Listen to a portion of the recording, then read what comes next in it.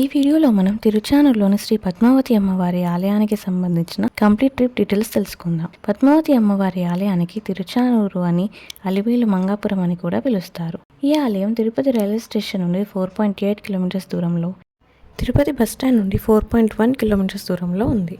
ఇక్కడికి చేరుకోవడానికి bus, auto, cab వంటి రవాణా సదుపాయాలు సులభంగా అందుబాటులో ఉన్నాయి. పురాణాల ప్రకారం పద్మావతి అమ్మవారి దర్శనం చేయకుండా తిరుమలలోని శ్రీ వెంకటేశ్వర స్వామి దర్శనం పూర్తి కాదని భక్తుల విశ్వాసం.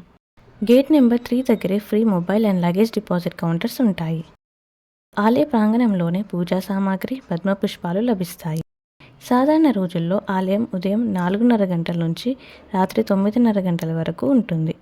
శుక్రవారాల్లో మాత్రం ఉదయం 3:30 గంటల నుంచి ఆలయం తెరవబడుతుంది. మధ్యలో ఏకాంత సేవ వంటి ప్రత్యేక కైంకర్యాల కోసం కొంత విరామం ఉంటుంది. ఇక్కడ ఉన్న పద్మ సరోవరంలో బంగారు పద్మంలో నుంచి అమ్మవారు ఆవిర్భవించడంతో అమ్మవారికి పద్మావతి అనే పేరు వచ్చింది. వెంకటాచల మహత్యం ప్రకారం సూర్యనారాయణ స్వామి కాంతితో ఆ పద్మం సంపూర్ణంగా వికసించింది. అందుకే పద్మ సరోవరం తూర్పు వైపున సూర్యనారాయణ స్వామి ఆలయం ఉంది. పద్మావతి అమ్మవారి అవతారం కార్తీక మాసంలో జరగడం వలన కార్తీక బ్రహ్మోత్సవాలు ఘనంగా నిర్వహిస్తారు.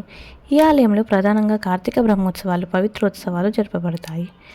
బ్రహ్మోత్సవం చివరి రోజున చక్రస్నానం పద్మ సరోవరంలో నిర్వహిస్తారు. ఆ రోజున లక్షలాది భక్తులు పవిత్ర జలాల్లో స్నానం చేస్తారు. పద్మావతి ఆలయ ప్రాంగణంలోనే శ్రీకృష్ణుడి ఆలయం మరియు సుందరరాజస్వామి ఆలయాలు ఉన్నాయి. ఇక్కడ నిత్యాన్నదాన ఫెసిలిటీ కూడా ఉంది. దర్శనం అయ్యాక ఎగ్జిట్ గేట్ నుండి వాకబుల్ డిస్టెన్స్లో గేట్ నెంబర్ 1 దగ్గర అన్నదాన సత్రం ఉంటుంది. టైమింగ్స్ వచ్చేసి morning 11 to evening 4 and evening 6 to 10 వరకు ఉంటుంది. ఇదే అన్నదాన సత్రం యొక్క బిల్డింగ్. ఇక్కడ లడ్డు కూడా తిరుమల తిరుపతి దేవస్థానం లడ్డులానే చాలా ఫేమస్. మీకు ఈ వీడియో నచ్చినట్టయితే please do like, share and subscribe. Thank you.